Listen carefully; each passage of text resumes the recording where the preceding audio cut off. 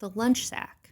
The lunch sack harkens back to your days of carrying good old paper bag lunch. This lunch sack is constructed from a 600D polyester material that's also water resistant.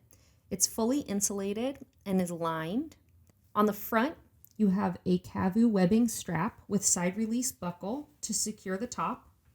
Open it up, and on either side, you have additional snaps that you can open to make the bag wider to hold more of your snacks. On the back, you have top entry slip pockets.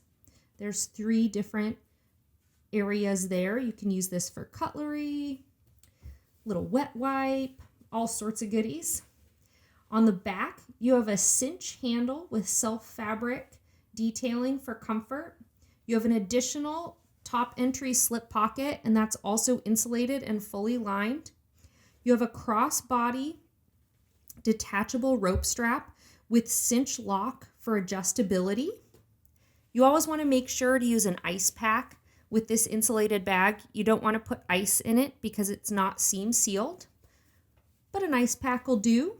That is the lunch sack.